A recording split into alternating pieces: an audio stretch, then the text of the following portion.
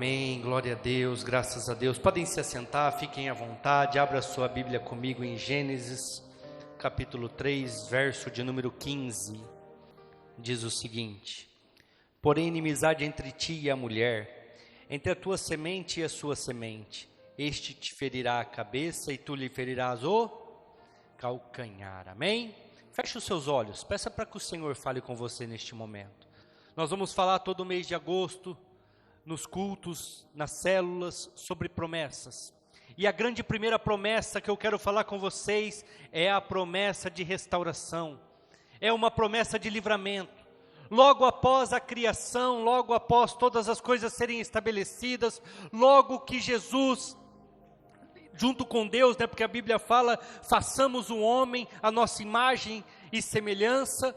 Logo após a criação, Eva é enganada e come do fruto proibido, do fruto que era para não ser comido, e os seus olhos são abertos, e eles começam agora a ter o entendimento do bem e do mal, e cada um recebe a sua sentença. O homem trabalhar e do suor da sua testa iria comer, a mulher, as dores de parto multiplicadas muitas vezes, e a serpente iria rastejar. Então, Deus vem com essa promessa de livramento, que é Gênesis 3,15. Vai nascer da mulher um homem, que vai lhe pisar a cabeça, e você lhe ferirá o calcanhar. Deus já faz a promessa logo após o pecado, logo após os olhos serem abertos, logo após tudo aquilo acontecer. Deus faz uma promessa e fala, vai nascer o Messias. Hoje nós sabemos, hoje nós conhecemos as Escrituras, e nós sabemos que Jesus falava, que Deus falava de Jesus, que Deus falava do seu Filho que viria para nos libertar.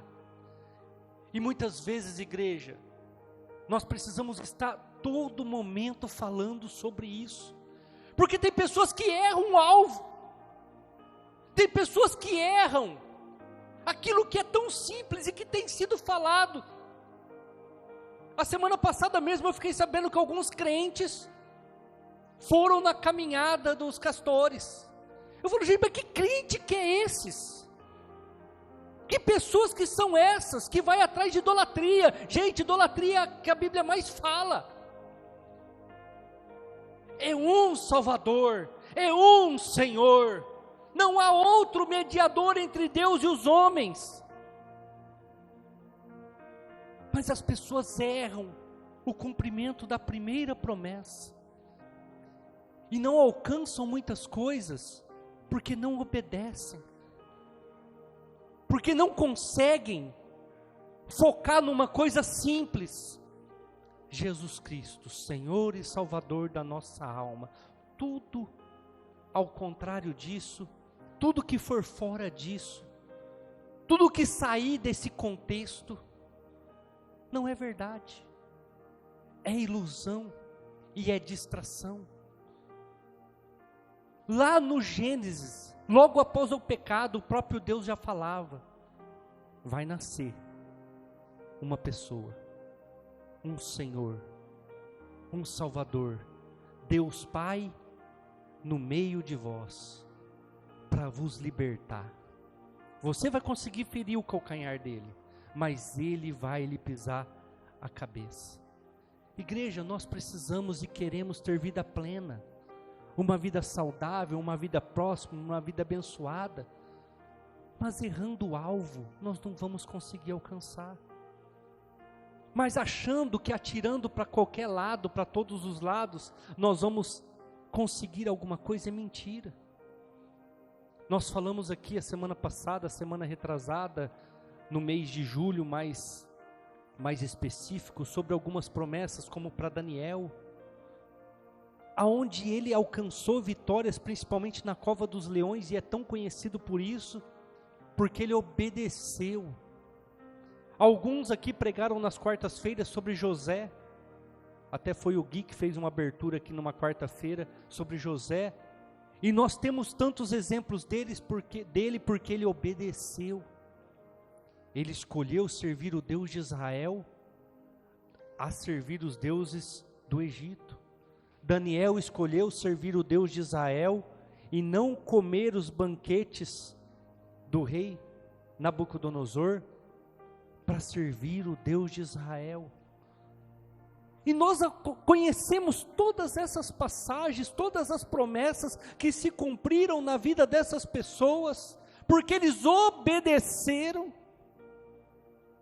E nós muitas vezes hoje no século 21, cheio de conhecimento, cheio de leitura, cheio de condições, para conseguir elaborar uma história, para conseguir ter conhecimento, sem precisar ouvir outras pessoas, erramos o alvo.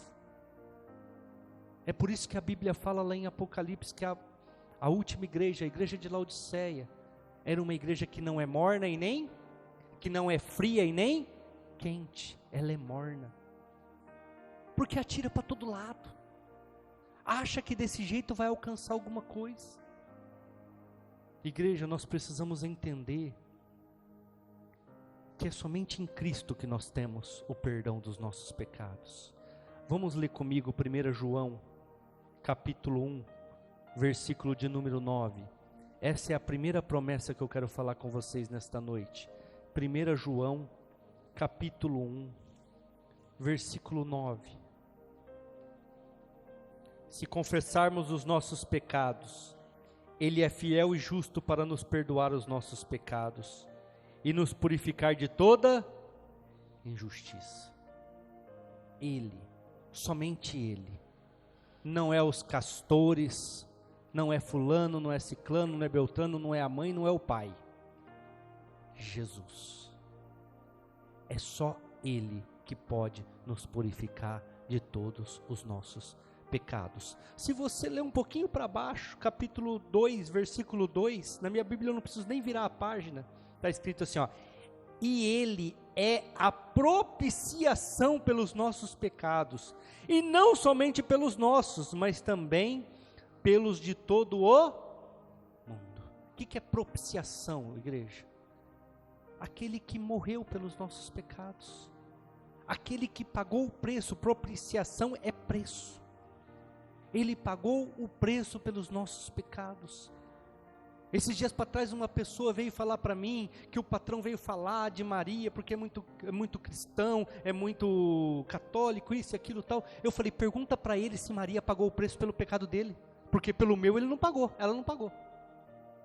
Ela não morreu por mim, ela não foi crucificada, ela não ressuscitou ao terceiro dia, não é falando mal. Mas nós não podemos errar o alvo. Ele é a propiciação pelos nossos pecados. Ele é a promessa que foi feita por Deus em Gênesis 3:15. Ele é aquele que, se nós confessarmos os nossos pecados, Ele é fiel e justo para nos perdoar, porque Ele pagou o preço no nosso lugar, Ele morreu pelas nossas vidas, é Ele, somente Ele, por Ele, são todas as coisas. Lá no trabalho, lá as pessoas, tudo que vai falar, né, e é uma tradição isso, né, Ave Maria, outra expressão que eles falam, qual que é Nossa Senhora, eu sempre corrijo, eu falo, nossa não, tua, minha não, porque eu sou de Cristo, eu sou cristão, eu não posso errar o alvo, eu não posso falhar.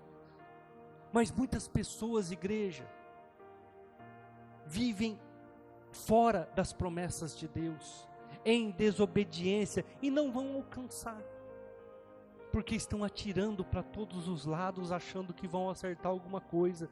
A segunda promessa está lá em Ezequiel, capítulo 36, versículo 26, Ezequiel 36, 26, a Bíblia diz assim, e vos darei um coração novo, porei dentro de vós um espírito novo, tirarei o coração de pedra da vossa carne, e vos darei um coração de carne. Igreja, conforme nós vamos crescendo, conforme nós vamos vivendo a nossa história, aqueles que nos envolvem, aqueles que nos cercam, aqueles que junto conosco estão crescendo,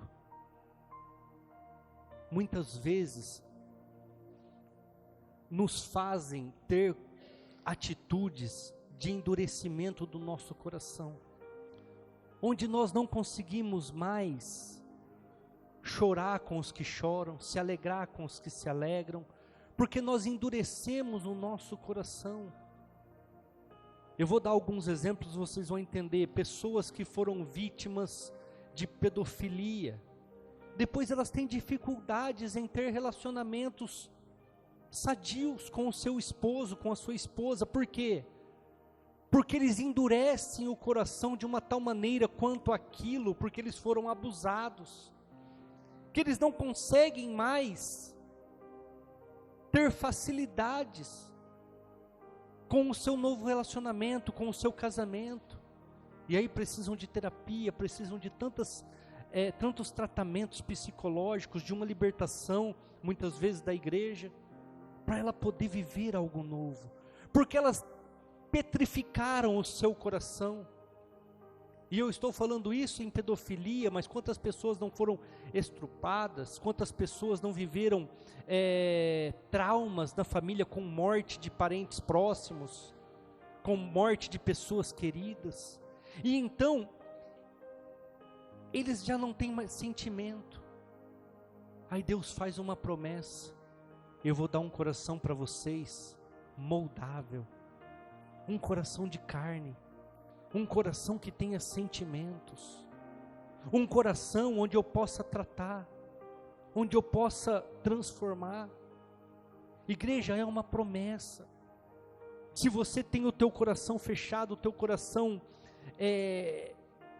de pedra quanto a certas situações, eu não sei o que te envolveu, o que te acometeu durante essa vida toda, saiba que é uma promessa de Deus te dar um novo coração.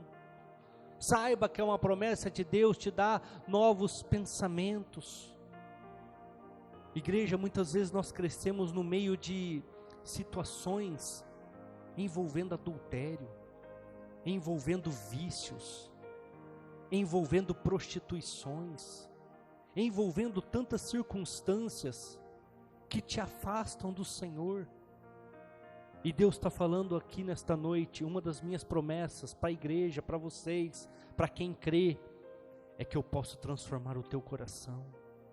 Eu posso tirar esse coração de pedra, que não sente mais nada, e te dar um coração de carne. Igreja, isso é tão sério, que tem pessoas que vêm para a igreja e não estão com o coração aberto. Tem pessoas que são tão religiosas, que elas vêm para a igreja e não conseguem vivenciar a palavra, não conseguem ouvir a palavra e sair com o coração alegre. Eu tenho orado aqui, e vocês devem ter escutado, principalmente às quartas-feiras, eu oro muito nessa direção, que nesse século 21 o diabo tem distraído as pessoas, igreja. O diabo tem roubado a semente que é plantada, porque a semente tem caído em uma terra, em um solo rochoso, que é o coração endurecido. E a hora que sai daquele portão para fora, se você perguntar assim, o que foi ministrado? Espera aí, deixa eu tentar lembrar. Sabe por quê? Porque não é o coração de carne, não é aquele coração do primeiro amor, não é aquele coração de quando se converteu. É um coração crítico, é um coração problemático, é um coração que fica escutando tantas coisas, que acaba sendo endurecido. As pessoas precisam entender que Deus pode moldar, Deus pode transformar, mas nós precisamos conhecer as promessas, e uma das promessas é: eu posso tirar o coração de pedra e te dar um coração de carne. Eu posso fazer voltar ao primeiro amor, como está escrito lá em Apocalipse. Lembra-te de onde caíste, arrependa-te, volte a praticar as primeiras obras. Mas nós não nos atentamos, igreja, que o nosso coração está endurecido quanto à palavra. Nós não nos atentamos que o nosso coração está endurecido quanto às pessoas. Nós não nos atentamos que nós, por causa das circunstâncias que nos cercam, deixamos o nosso coração, a nossa mente fechada e não conseguimos mais receber as promessas de Deus.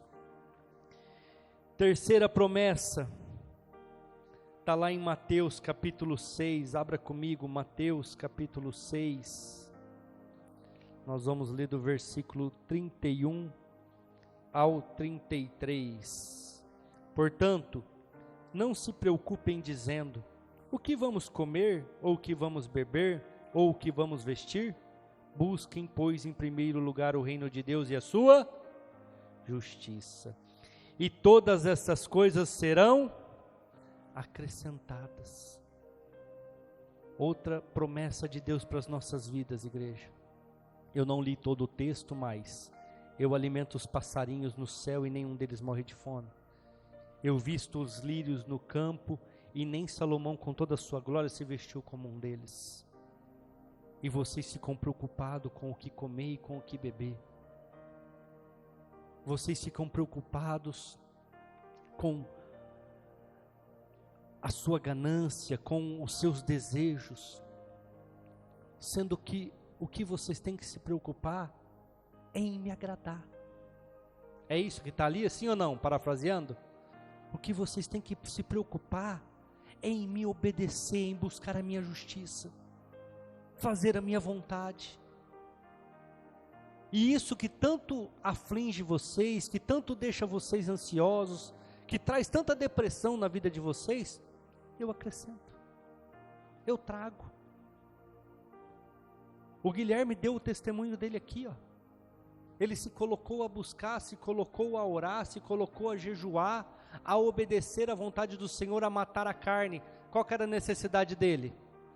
Uma parcela de, eu vou falar valores porque ele já falou, de R$4.200 em atraso, desde janeiro, que ele não tinha perspectiva de pagar. O que Deus fez? Mandou o pai dele, que nem mora aqui em Rio Preto, mora fora, ligar para ele e honrar a parcela. E ainda fazer infinitamente mais, porque ainda mandou até dinheiro para ele poder satisfazer outras necessidades. Igreja, sabe por que nós não recebemos as promessas de Deus para as nossas vidas? Não obedecemos. Fazemos de qualquer jeito, não tomamos as iniciativas corretas, não buscamos em primeiro lugar o reino de Deus, não buscamos em primeiro lugar a sua justiça, ou seja, a obediência, mas queremos que Ele seja fiel nas nossas vidas. Queremos, vamos usar aqui o texto que a Simone leu lá em Malaquias capítulo 3, que as janelas do céu sejam abertas nas nossas vidas. Mas não somos dizimistas de R$100 dando R$10, não somos dizimistas de R$1.000 dando R$100, e falamos que se nós ganharmos 10 mil, vamos ser dizimistas de 1.000, queremos enganar quem? Sabe por que nós somos assim, igreja? Porque não conhecemos as promessas. Sabe o que a Bíblia fala? Sede fiel no pouco. E o que? Sede fiel no pouco, e eu te coloco sobre o muito. Sede fiel no pouco, e eu te elevo. Eu quero ver a tua fidelidade em R$10. Eu quero ver a tua fidelidade em R$100. Eu quero ver a tua fidelidade na igreja, lutando contra aquilo que quer dividir, aquilo que quer distrair. E eu tenho condição de te sustentar, é promessa. Eu tenho condições de dar aquilo que você precisa. Igreja, às vezes eu olho para a minha vida, para a minha família, e eu falo, Senhor, eu não tinha condição de ter nada disso. Não tinha condição de estar aqui onde eu estou, não tinha condição de fazer nada. Eu não tinha condição de ter filhos, e hoje eu comemoro o Dia dos Pais. Quando eu comecei a namorar com a minha esposa, minha sogra falou, ela não pode ter filhos. E eu tenho 2 filhas. Eu não tinha condição de ter uma casa, e eu tenho uma casa. Eu não tinha condição de ter tanta coisa, igreja, eu tenho. Passei por tantas dificuldades e estou aqui como pastor, como líder. Mesmo passando por tantas circunstâncias que poderiam me dar a justificativa de falar assim, eu não vou servir mais a Deus. Para quê? Eu tenho minha empresa, eu faturo bem, tenho funcionários, tenho tudo funcionando, ando de carro bom, moro numa casa boa. Para que eu vou servir a Deus? Ainda vou economizar meus dízimos ainda. Porque por tudo que eu passei, para que eu vou servir a Deus? Mas não era a vontade dele. Eu poderia estar fazendo a minha vontade. Mas é melhor obedecer do que sacrificar. Igreja, nós precisamos conhecer as promessas de Deus. Hoje eu vou falar sobre 7 promessas. A quarta promessa está lá em Atos capítulo 1. Abra comigo Atos 1, versículo 5. Atos dos Apóstolos capítulo 1, versículo 5. Pois João batizou com água, mas dentro de poucos dias vocês serão batizados com o Espírito Santo. A maioria de vocês estavam aqui e eu fiz uma ministração há 15, 20 dias no máximo atrás, onde eu disse o que é o Espírito Santo nas nossas vidas. Aonde eu falei, e vocês vão lembrar, o tanto que nós desprezamos o Espírito Santo por ele ser derramado sobre as nossas vidas.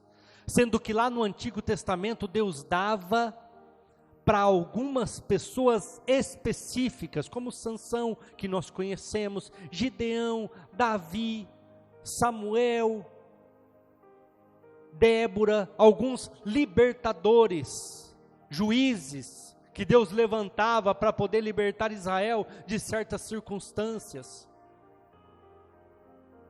E hoje nós temos esse livre acesso, nós temos esta oportunidade de ter o Espírito Santo no meio de nós, derramado, e não tomamos posse.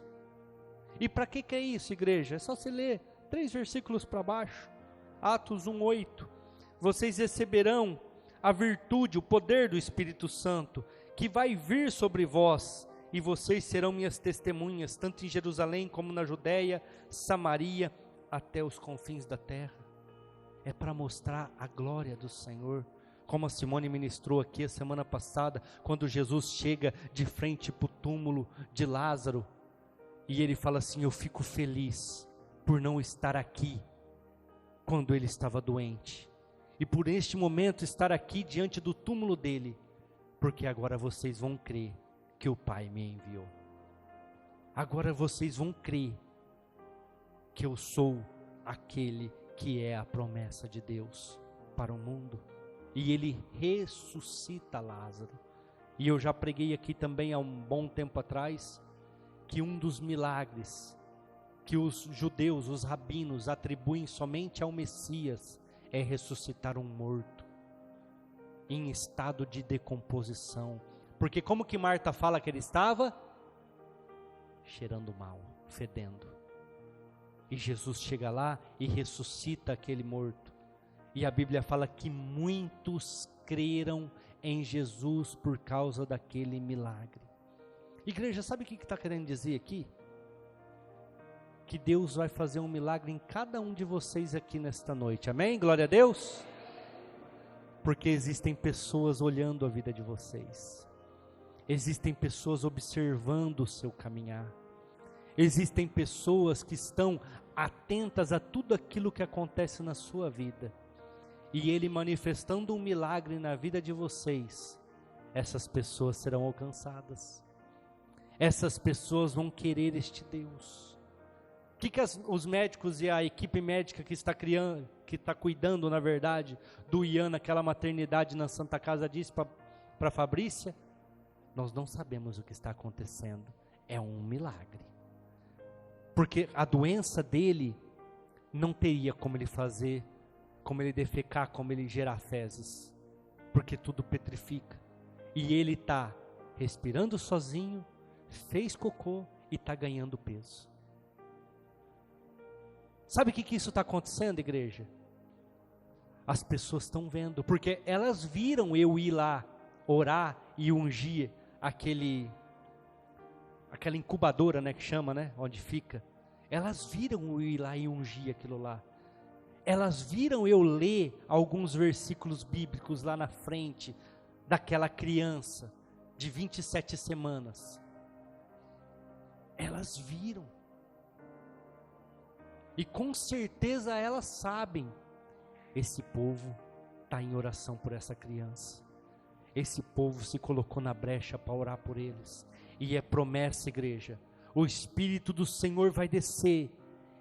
E aquela situação vai ser testemunho para aqueles que estão de fora. Aquela situação vai mudar e vai ser testemunho para as pessoas que estão vendo.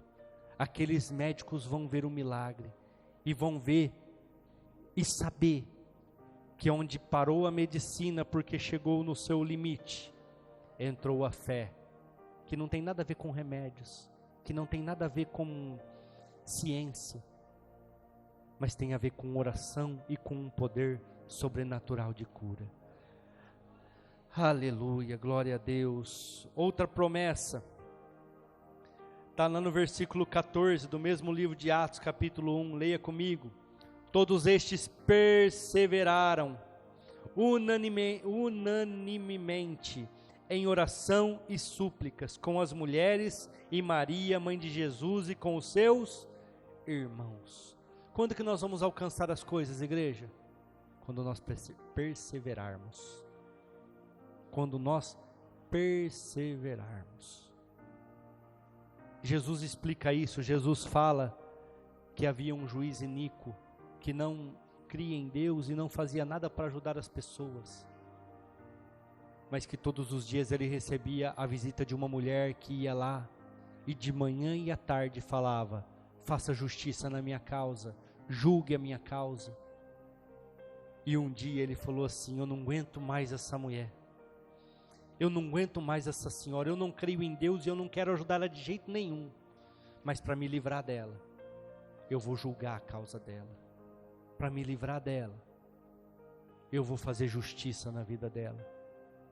E aí Jesus fala assim: vede como o juiz que não crê em Deus agiu por causa da persistência da mulher. Quando Deus vier, achará fé na terra? Sabe o que Jesus está querendo dizer? Hoje eu quero uma casa, daqui 10 dias é o carro, daqui 10 dias é a viagem, daqui 10 dias é um filho, daqui 10 dias é um novo emprego, daqui 10 dias é um novo salário. Aí quando Deus vier para te abençoar, Ele vai falar: o que você quer? Porque você quer tanta coisa e não quer nada. Você não persevera naquilo que você quer. Aí você pode falar: não, pastor, não é assim que Jesus funciona. Não. Ele chega para o cego Bartimeu e fala o que para ele? O que você quer? O que o cego responde? Eu quero ver. Eu quero ver. Eu quero enxergar. Sabe por que ele pergunta? Porque ele quer saber se é aquilo que está no coração dele, se é aquela situação que ele quer mesmo que seja mudada. Igreja, muitas vezes nós não perseveramos. E como que nós vamos alcançar alguma coisa? Começa, não termina. Começa, não termina. Começa, não termina. Quantos aqui já não começaram a ler um livro e não terminaram? Quantos aqui já começaram alguma coisa que deixou para trás? Quantos aqui começaram algo e não tiveram fé para ir até o final? Sabe por quê? Porque não tem foco. Eu sempre falo quando eu estou ensinando, principalmente em escola bíblica: você quer ver uma pessoa com foco? Chega num jovem de 17 anos e pergunta para ele: o que você quer? Ele vai falar na lata para você: eu quero tirar a carta e comprar minha moto, ou comprar meu carro. Por quê? Porque a hora que chega nos 18 anos é a hora da liberdade dele, vamos falar assim. Ele tem foco, ele tem direção. Aí você chega num pai de família que já tem 1, 2 filhos já, e você pergunta: o que você quer? Ele fala: não sei. Mas o que você pensa para a tua vida? Dá uma vida melhor para os meus filhos. Porque não tem mais direção, igreja. Não tem mais foco. Não sabe mais o que quer, onde quer chegar, o que quer fazer, porque já não persevera mais. Sendo que a Bíblia fala: perseveravam, unânimes, numa mesma direção, para alcançar, para viver os milagres dessa terra. Quinta promessa, 1 João, capítulo 2, verso de número 25. 1 João 2, 25. Esta é a promessa que ele nos fez, a vida eterna. João era o amigo de Jesus. João era o cara mais próximo de Jesus. João é aquele que na mesa da ceia os discípulos falaram assim: ô, você que é mais próximo dele, tem mais intimidade com ele, pergunta aí quem que vai trair. João é aquele que quando estavam pescando, depois da morte e ressurreição de Jesus, aproximadamente 40 dias depois, eles voltam a pescar, e Jesus pergunta: ô, vocês pegaram alguma coisa aí? E Pedro fala: não, pegamos nada, a noite inteira não pegamos nada. Jesus fala: joga a rede do lado direito. E eles jogam a rede, pegam 153 grandes peixes, e João fala assim para Pedro: ó, é o mestre lá, ó. É o mestre que está lá. É o cara que tinha intimidade com Jesus a ponto de conhecer a voz. É o cara que tinha intimidade com Jesus a ponto de ver. E ele fala, essa promessa, ele nos prometeu uma coisa: a vida eterna. Ele nos prometeu que nós teríamos vida eterna, que nós alcançaríamos vida eterna. Mas como, igreja? Versículo 28, leia comigo 28. Agora, filhinhos, permanecei nele, para que, quando ele se manifestar, tenhamos confiança e não sejamos confundidos por ele na sua vinda. Tem que desenhar ou está bem claro o versículo, igreja?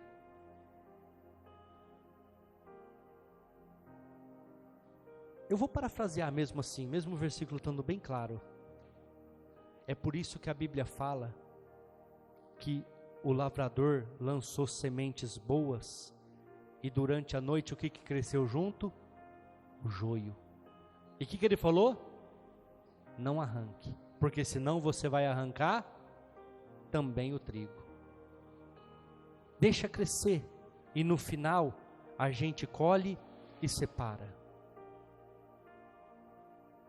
Igreja, infelizmente, no final dos dias, na hora da colheita, muitos crentes serão confundidos com este mundo.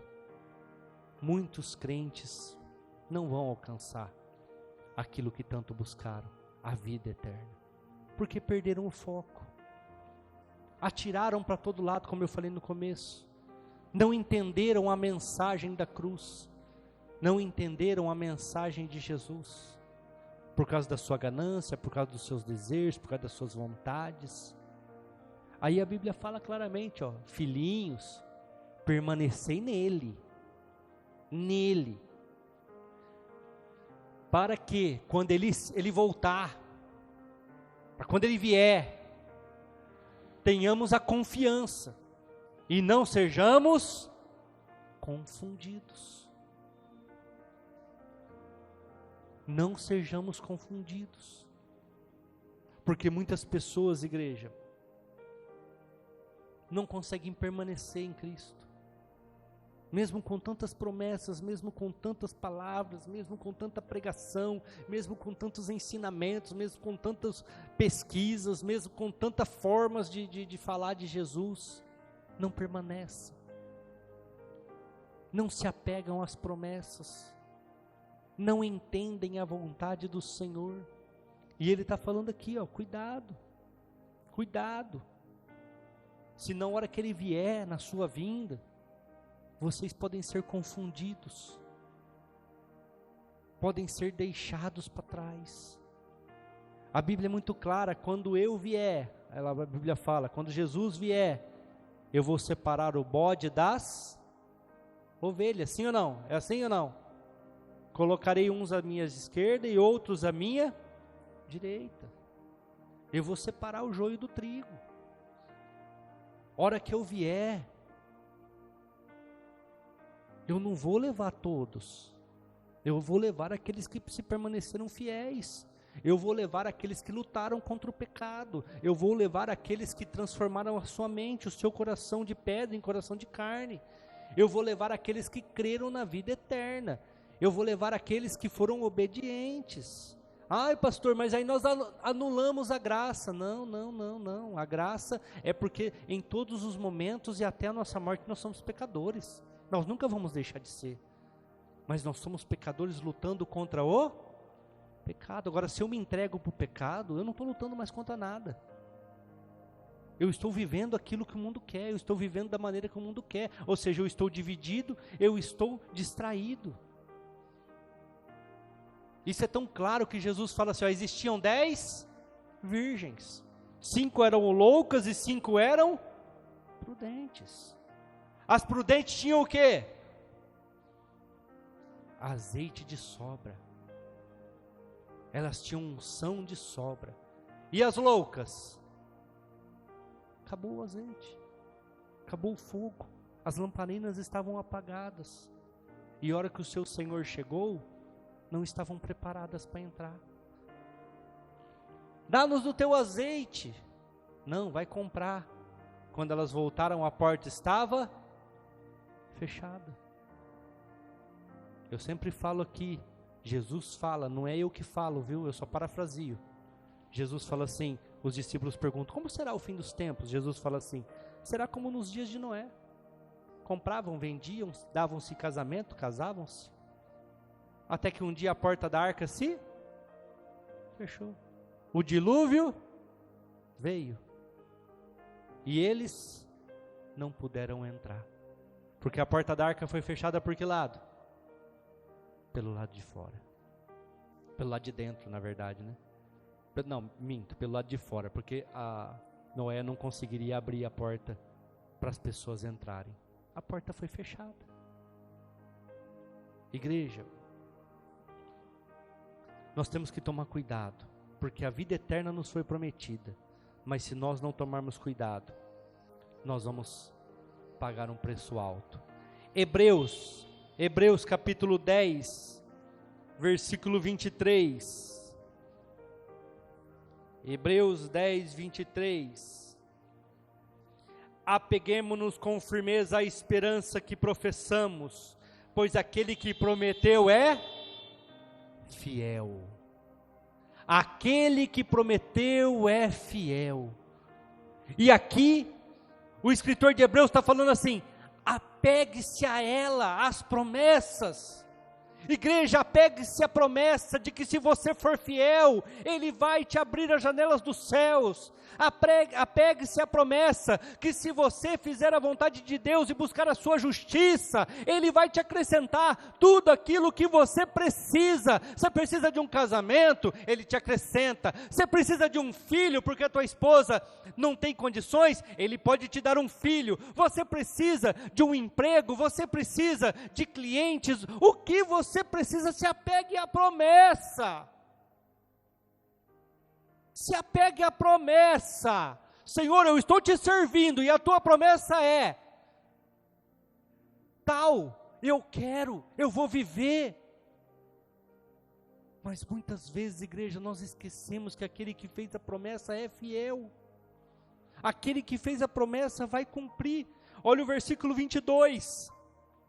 Cheguemo-nos com verdadeiro coração, em inteira certeza de fé, tendo o coração purificado da má consciência e o corpo lavado com água limpa. Sabe quem está falando? Tira esse coração de pedra, esse coração que não acredita em mais nada, que não crê em mais nada, coloca o coração de carne. Limpa a tua vida com as águas de Jesus, que de ti flua águas vivas, como foi prometido lá em João capítulo 3, para aquela mulher samaritana. E vocês vão viver o melhor dessa terra. Vocês vão viver as promessas que eu tenho para vocês. Mas muda essa forma de agir, essa forma de pensar. Igreja, todos os dias eu luto contra a minha mente. Todos os dias eu luto contra o meu coração, porque a Bíblia fala que o coração do homem é enganoso. E ele quer me levar para cá, para lá, e todos os dias eu tenho que lutar. e limpar com água. Mas o que as pessoas têm feito nos dias de hoje? Versículo 25.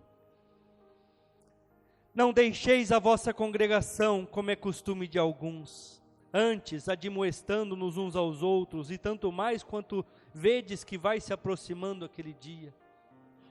Os que as pessoas têm feito nos dias de hoje é deixando a igreja, deixando Jesus, deixando a palavra, deixando o evangelho.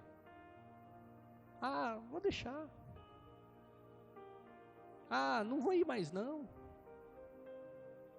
O que a Bíblia fala? Chame a atenção das pessoas que deixam, porque está chegando aquele dia, como nós lemos agora há pouco, está chegando o dia da vinda do Senhor, e muitos vão ser confundidos com este mundo, muitos vão ser tidos como joio, muitos vão ser tidos como lobos, muitos vão estar com a lamparina apagada. E sabe o que é interessante? Está escrito que nos últimos dias a fé de muitos esfriaria, e não seríamos nem frio, ou seja, a pessoa que não conhece Jesus, e nem quente, aqueles que conhecem e obedecem, mas seríamos morno, seríamos crentes insípidos, como a Bíblia fala. O sal, quando ele se torna insípido, não serve para mais nada, porque não dá sabor. Temos sido desse jeito, igreja. Não temos sido mais de verdade, não temos sido mais fiéis com todo o coração, com toda entrega, com todo o entendimento.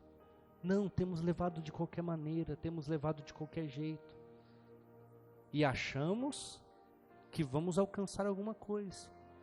Igreja, Jesus tem tantas coisas para nos dar, tem tantas coisas para fazer através das nossas vidas. Eu creio, como a Simone também falou aqui no começo do culto, que nós vamos ver milagres aqui nesta igreja, nós vamos ver as coisas se cumprindo, e eu tenho orado, porque eu tenho fé para isso. Senhor, quem não pertence, tira, porque eu prefiro bem longe de mim do que cadeira cheia de pessoas que lutam contra.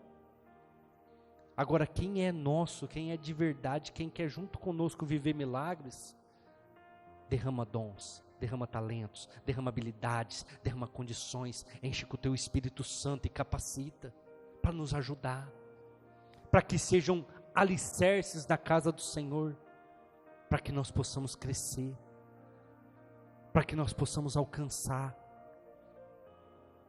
para que nós possamos viver o melhor desta terra. Não financeiramente, para mim, o que Deus der, amém, sempre foi assim, eu não vou esquentar a cabeça com isso não, mas que as pessoas tenham suas vidas transformadas, que as pessoas vejam os milagres do Senhor, que as pessoas possam ver as suas doenças sendo curadas, situações sendo revertidas, diagnósticos sendo transformados, porque esse é o Deus que nós servimos, como está escrito em Hebreus 10, 23, apeguemo-nos com firmeza a esta esperança que professamos, diga assim comigo, pois aquele que prometeu é fiel, se coloque de pé, igreja, vamos buscar aquele que prometeu, porque tudo aquilo que ele prometeu, tudo aquilo, nós lemos só 7 promessas, a Bíblia tem uma promessa para cada dia do ano, nós lemos só 7, por causa do nosso tempo, mas tudo que nós lemos aqui, ele é fiel para cumprir cada uma delas, ele tem condições de cumprir cada uma delas. Ai pastor, mas será? Sim, quando ele falou para Elias, pode ir lá morar na beira do ribeiro que eu vou te alimentar, o que nós lemos nos textos de Reis? Todos os dias de manhã e à tarde, quem que alimentava Elias?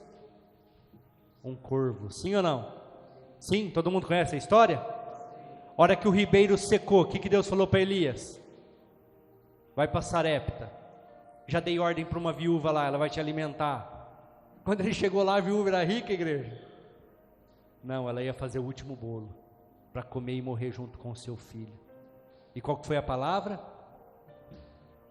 A farinha não vai acabar e da botija o azeite não vai secar. E eles comeram e beberam durante muitos dias, a Bíblia fala. O menino morreu. O que aconteceu? Elias orou e o menino ressuscitou. Igreja, esse é o Deus que nós servimos. Agora, por que lá no passado foi assim e hoje não é? Porque a igreja é morna. Aleluia. E a última promessa que eu deixei para depois do louvor, a 7ª, vem a calhar inclusive com o louvor que nós acabamos de cantar. Números 23, 19. Deus não é homem para que minta, nem filho de homem para que se arrependa. Porventura diria ele e não o faria, ou falaria e não o cumpriria? Igreja, esse é o Deus que nós servimos. Todas as promessas que Ele fez para a minha vida, para essa igreja, para a sua vida, tem nele o sim e o amém. Sabe o que significa o amém, igreja? Vamos repetir todos juntos? Assim seja, diga assim, assim seja na minha vida, toda prosperidade, toda bênção, toda saúde, todos os milagres, todos os sinais, maravilhas, prodígios sejam através da minha vida, para que alcance outras vidas, em nome de Jesus. Glória a Deus, graças a Deus. Aplauda ao Senhor, igreja, aleluia, graças a Deus. Amém, glória a Deus. A Bíblia é cheia de promessas. A Bíblia é cheia do cumprimento de muitas promessas para mostrar para nós como exemplo do que Ele pode, do que Ele faz. Como nós conhecemos tanto aquele milagre de quando aquele anjo chega para Maria e fala assim, vai nascer uma criança aí. Ela fala, mas eu não tive relações. Ele fala, mas há impossível para Deus? Daqui 9 meses vai nascer a criança. E se você não acredita, vai lá ver a tua prima Isabel. Ela está grávida. E ela era estéril. E ela já está com idade avançada. Igreja, Jesus tem falado isso para mim e para você. Não acredita? Pode ler. Pode olhar ao seu redor quantos milagres eu não faço. Eu ainda posso. Eu ainda quero. Eu ainda vou fazer. Mas para aqueles que se permanecem firmes, para aqueles que acreditam, para aqueles que têm foco e sabem o que querem. Amém? A Simone vai estar orando aqui pelo Dia dos Pais. Eu quero que todos os pais venham aqui na frente, ficam aqui espalhados aqui na frente, que eu vou ungir você, vou abençoar a vida de vocês. Amém? Amém, Jesus.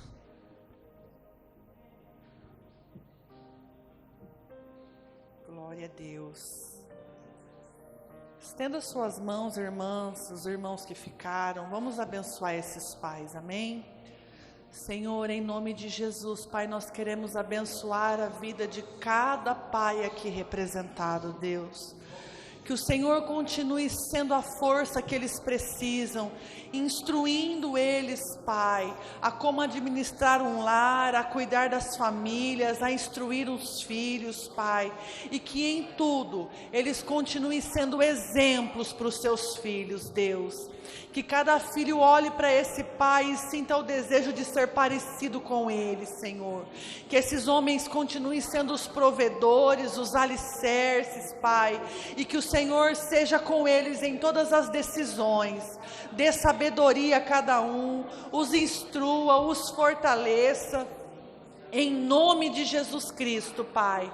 E que os filhos possam ver o Senhor sendo manifestado na vida desses pais, em nome de Jesus, amém, glória a Deus, amém, igreja, aplauda o Senhor, aleluia, Jesus.